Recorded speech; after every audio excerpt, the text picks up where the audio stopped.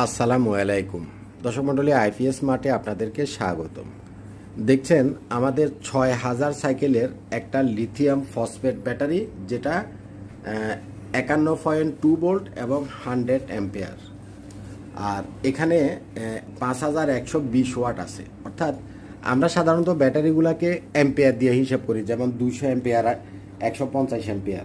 Lithium যে ব্যাটারিগুলা, এগুলা ampere দিয়েও হিসাব করা যায়, আবার ওয়াটেজ দিয়েও হিসাব করা যায়। এটাতে ৬,০০০ সাইকেল আছে, চমৎকার একটা ডিসপ্লে আছে, এবং এখানে যে পোর্টগুলো দেখছেন, কিছু মেশিন আছে যেটাতে একটা ব্যাটারিতে হয়তো বা আপনার হচ্ছে না, আপনি হয়তো ২টা বা ৩টা ব্যাটারি ইউজ করতে চাচ্ছেন।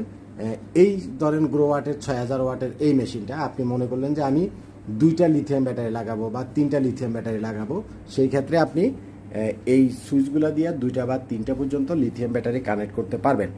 তো একটা হিসাব আমি আপনাদেরকে বুঝাই দিই। যেহেতু লিথিয়াম ব্যাটারি এটাতে ৫,১২০ ওয়াট আছে, অর্থাৎ এই ব্যাটারিটাতে ৫,০০০ ওয়াট আছে, তাহলে আপনি যদি ১,০০০ ওয়াট লোড দিয়ে চালান, আপনি ব্যাকআপ পাবেন হলো ৫ ঘন্টা ব্যাকআপ পাবেন। এখন ৫,০০০ ওয়াট যেহেতু আছে, আপনি যদি ২,৫০০ ওয়াট লোড দিয়ে চালান, তাহলে আপনি পাবেন হলো ২ ঘন্টা ব্যাকআপ।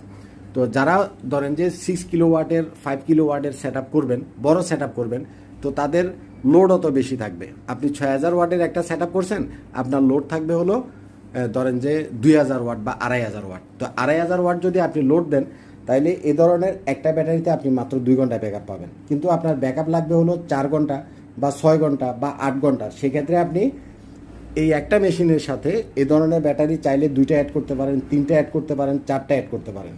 কথাটা আপনি বুঝছেন কিনা? ব্যাকআপের হিসাবটা হচ্ছে, যখন আপনার দিনের বেলা তো সোলার থেকে ডাইরেক্ট চলতেছে, দিনের বেলায় আপনার কোনো ইলেকট্রিসিটি বিলই আসতেছে না, একদম জিরো ইলেকট্রিসিটি কস্ট। রাত্রেবেলা কোনো রকমের সোলার থাকে না, সানলাইট থাকে না, তাহলে রাত্রেবেলা আপনাকে গ্রিডের লাইনটা ইউজ করতে হবে, অর্থাৎ বিদ্যুৎ ইউজ করতে হবে।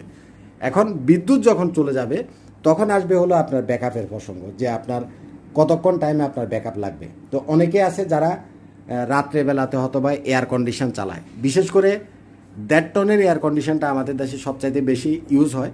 ১.৫ টনের একটা এয়ার কন্ডিশন ২২০০ ওয়াট থেকে ২৫০০ ওয়াট পর্যন্ত টানে।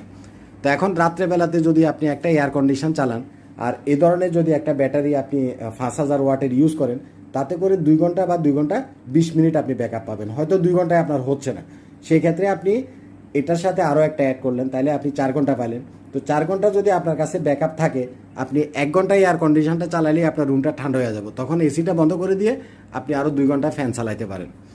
যাদের বেশি ব্যাকআপ লাগবে, তারা যে কোনো সেটআপের সাথে এই ব্যাটারিগুলো ৪টা পর্যন্ত ইউজ করতে পারবেন।